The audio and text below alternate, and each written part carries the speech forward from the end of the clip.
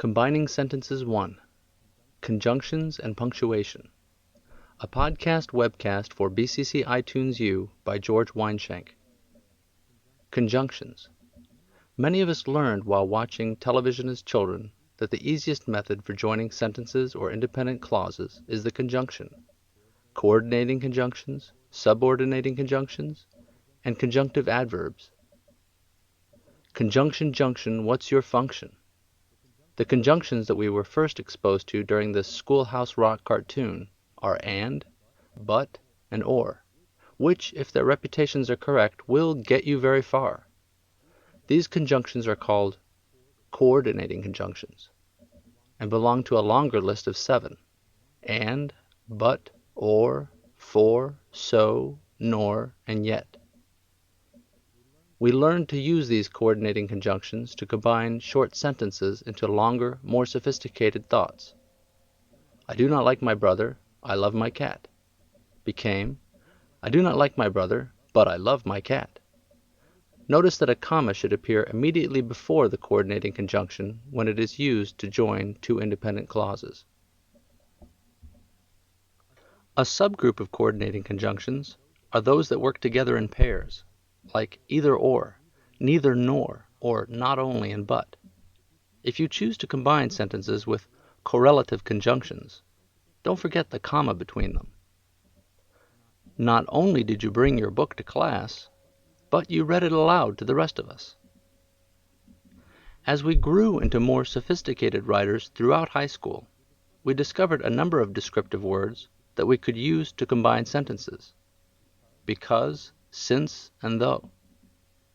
Because, since, and though belong to a longer list of subordinating conjunctions, which also includes in order to, although, so that, while, even though, and despite. We eagerly applied subordinating conjunctions to many of our sentences, satisfied that we had outgrown the less descriptive and, but, and or that had served us so well in our youth. Because subordinating conjunctions describe scenes by making one phrase the background, the condition, or the setting of the other, we were able to explore relationships. I do not like my brother, I love my cat, became, I do not like my brother, though I love my cat.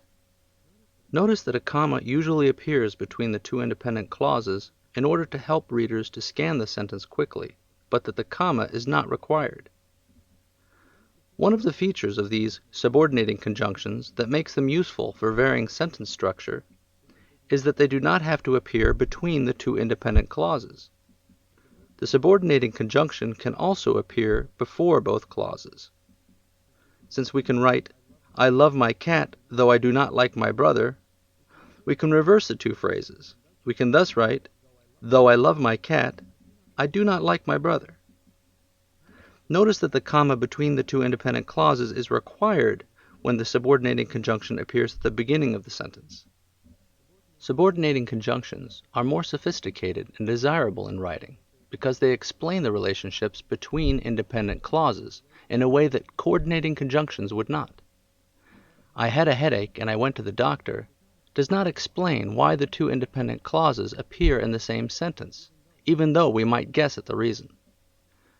We could arrive at the false idea, in fact, that the speaker simply had 2 bad experiences that day. It may even be that having to go to the doctor caused the headache. For clarity, a subordinating conjunction suffices much better. Because I had a headache, I went to the doctor. This explains the reason for the doctor visit and the result of the headache all at once. If you choose the subordinating conjunction if, your second clause may or may not be preceded by a then. Sentence combinations of this sort are often called if-then or conditional statements.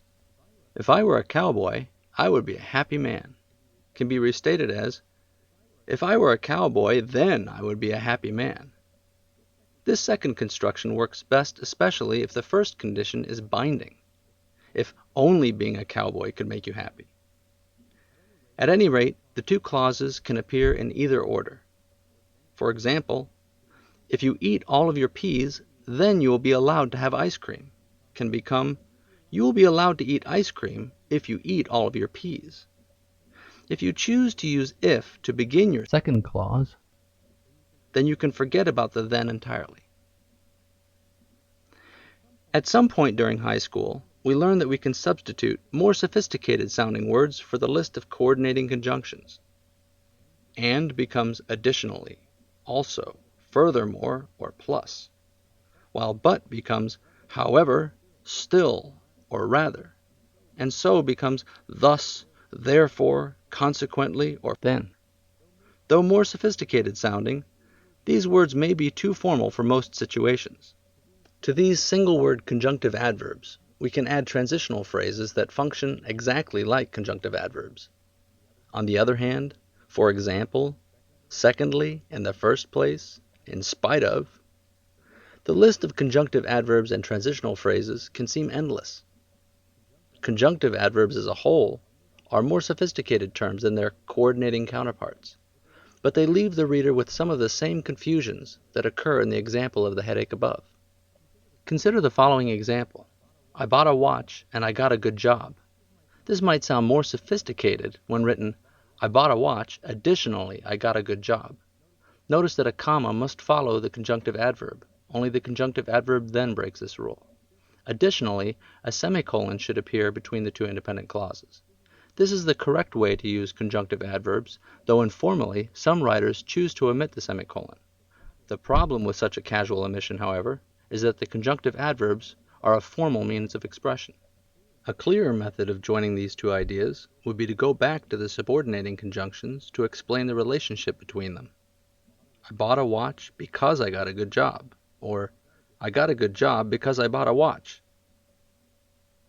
Though conjunctive adverbs may sound sophisticated, they add a tone of scientific or philosophical writing that may not be appropriate to the occasion.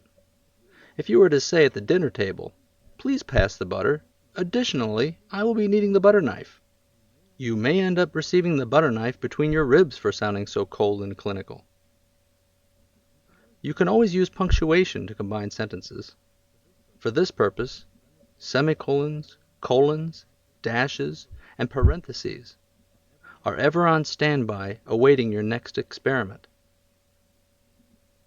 The same semicolon that appeared between two independent clauses joined together with a conjunctive adverb above may also suffice by itself. You must understand, though, that you are leaving something out and be clear on what that something is. In many cases, this missing conjunction invites the reader to supply their own conjunction, leading them to an aha as they realize the solution to the puzzle. This method of understatement is called litotes, and may have tremendously comedic effect if used correctly. On the other hand, the lack of a conjunctive adverb can make the writer seem too self-satisfied. Consider the funny example. The children played and sang in the old man's tree. Mr. Wilkins bought an axe. By the time we realize that the word consequently completes the thought, we simultaneously realize that he intends to destroy the children's jungle gym. The two realizations happening together tickle us as we further realize that we have been tricked into completing the old man's mean act in our imaginations.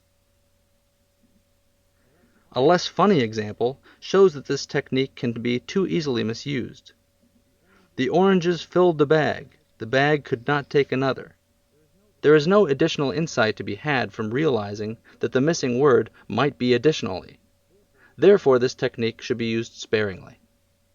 A somewhat similar piece of punctuation is the colon. Many writers mistake colons for semicolons and vice versa, leading these writers to abandon either in order to avoid revealing their confusion. Confusing one for the other might be avoided by simply remembering that the colon acts as an equal sign, whereas the semicolon acts as a more determined comma. To find out whether a colon is most fitting for a particular situation, you need only ask whether the phrase which is to say or which equals could be inserted without causing confusion. In many older texts, the Latin abbreviation viz follows the colon. Viz stands for videlicet, or that is to say. To successfully join independent clauses together using the colon, a writer should make certain that one side of the colon in some way equals the other. Semicolons, as described above, require that independent clauses occupy both sides of the punctuation. Colons, on the other hand, only require that either side of the punctuation have an independent clause. Because of this fact, the colon can be used to introduce lists that add up to the phrase immediately on the other side of the colon. Colons can thus be used to introduce a list. She had to buy many kinds of fruit, apples, bananas, oranges, and kiwis. To introduce definitions or explanations. Some examiners allow for the use of a calculator, a mechanical or digital device for performing computations. Or to introduce quotations. She admitted her dilemma. I'm not sure that I have enough money for all of this fruit. The problem with using colons to combine phrases and independent clauses is that they seem mathematical, scientific, and philosophical. This level of sophistication, again, might be too much for an informal situation. Less formal are dashes or parentheses, which can join sentences in an almost conversational style. Dashes. Used to set certain phrases apart from the rest of a sentence, as opposed to the hyphen that joins two or more words into longer nouns or adjectives, the dash separates out lists or other phrases that already have commas for clarity. She bought the ingredients, apples, cinnamon, and flour, for making her pie. Additionally, dashes can be used to separate phrases and clauses that express a different tone from the rest of the sentence. I went out to the movies with Billy. What a cheapskate he is! Here we see a normal descriptive statement joined to an exclamation. The two tones are so different that they cannot be joined in the same sentence without creating a shift of voice or mood. The dash saves the day, though, since the second part is indicated by the dash to be an aside or side comment. Even more set aside is the parenthetical comment. Parentheses around a phrase indicate that the main sentence does not need the information portrayed there within the parentheses to communicate its full meaning.